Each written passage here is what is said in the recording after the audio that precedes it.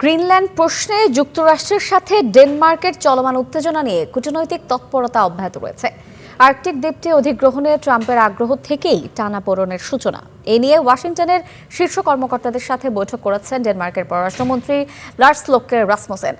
ব্রাসেলসে ইউরোপীয় ইউনিয়নের পররাষ্ট্রমন্ত্রীদের সঙ্গে বৈঠকের আগে রাসমুসেন বলেছেন, আলোচনায় এখনও কূটনৈতিক সমাধান আসেনি, তবে ডেনমার্ক আগের তুলনায় কিছুটা আশাবাদী।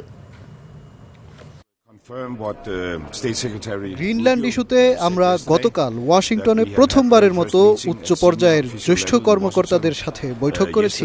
বৈঠকটি খুবই গঠনমূলক পরিবেশে হয়েছে। নতুন বৈঠকের পরিকল্পনাও হয়েছে। বিষয়গুলো এখনও সমাধান হয়ে যায়নি, তবে এটা ইতিবাচক, কারণ আমরা ঠিক জায়গায় ফিরে এসেছি, যেখানে আমরা ও ওয়াশিংটন একমত হয়েছিলাম। আমি আগেও বহুবার যেমন বলেছি, আমরা অবশ্যই আটলান্টিক অঞ্চলের নিরাপত্তা নিয়ে যুক্তরাষ্ট্রের উদ্বেগের সঙ্গে একমত। এটি এমন একটি বিষয় যা আমরা ন্যাটোর ভেতরে ঘনিষ্ঠ সহযোগিতার মাধ্যমে সমাধান করতে চাই। পাশাপাশি ডেনমার্ক, গ্রিনল্যান্ড ও যুক্তরাষ্ট্রের মধ্যে ত্রিপক্ষীয় সংলাপও করতে চাই। তবে এখনই কোনো চূড়ান্ত সিদ্ধান্তে পৌঁছানো যাচ্ছে না। তবে এটা বলতে পারি, আগের তুলনায় আজ আমি বেশ আশাবাদী।